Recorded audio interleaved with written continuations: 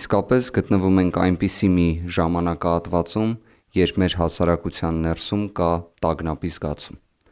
Քանի որ վերջին շրջանում մենք տեսել ենք ինչ աստիճան դինամիկ կերպով Ադրբեջանի կողմից ներկայացվող ցանկացած պահանջ ի կատար է ածվում օրվա իշխանությունների կողմից։ Հաշվի առնելով այն, որ մենք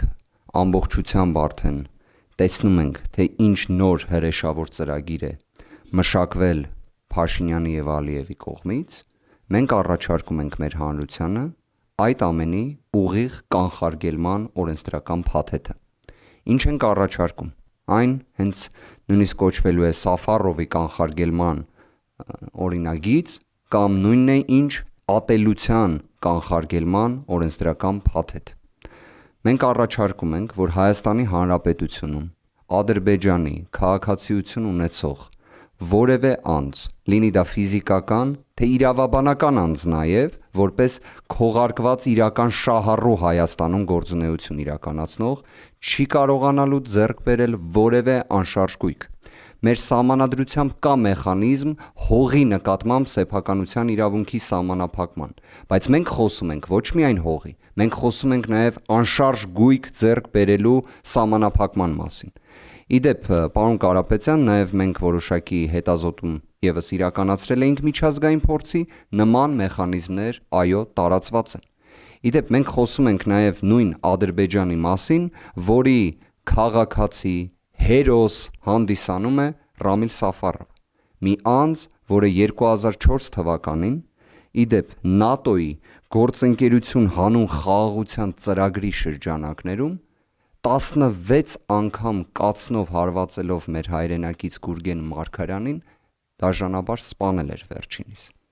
Իդեպ Հունգարիայում հենց նույն Ռամիլ Սաֆարովը դատապարտվել էր ցմահ ազատազրկման, բայց 2012 թվականին Ադրբեջանի կողմից ձեռնարկված ջանքերի և միջոցների հաշվին վերջինս հանձնվեց Ադրբեջանին, որտեղ վերջինիս ներում շնորհեցին և հերոսացրեցին և հերոսացնում են մինչ օրս։ Իդեպ Հայաստանի Հանրապետությունը դիվանագիտական հարաբերությունները խզել էր Հունգարիայի հետ և այն վերականգնվել է միայն 2022 թվականին, ինչը կանխատեսելի էր, որ 2022 թվականին այն վերականգնվելու էր։ Ինչևէ, այս փաթեթը կարծում ենք նաև հենց բխում է մեր արժանապատվության, ազգային արժանապատվության առաջնահերթություններից և նաև միջազգային փորձում ընդունված մոտեցումներից, քանի որ ազգային պատկանելիության հողի վրա նման ոճրագործություն կատարողները պետք է պատժվեն և դա պետք է լինի անխուսափելի, բայց երբ խաղաղության քողի ներքո մի երկիր այն ոչ թե իրավական տիրույթում է դիտարկում, այլ խրախուսում է նույնիսկ և հերոսացնում է այն, մենք էլ մեր կողմից պետք է մեր կանխարգելիչ գործողությունները և վերաբերմունքը դրա վերաբերյալ արտահայտենք։ Օրենսդրական փաթեթը, որով մենք փորձ ենք անելու զսպել և երաշխավորել մեր հայրենակիցների անվտանգությունը, այդ թվում սեփականության իրավունքի, տնտեսական զարգացումների, այն բազմաթիվ ծրագրերի, որոնք հենց պարոն Կարապետյան դուք ներկայացրել եք և երաշխավորել եք դրանց կատարումը, այդ թվում ծայրահեղ աղքատության վերացման մասով և 300,000 աշխատատեղերի ստեղծման մասով, կարծում եմ պարզապես անհրաժեշտություն են դարձնում նաև հենց նման օրենսդրական փաթեթի ընդունումը։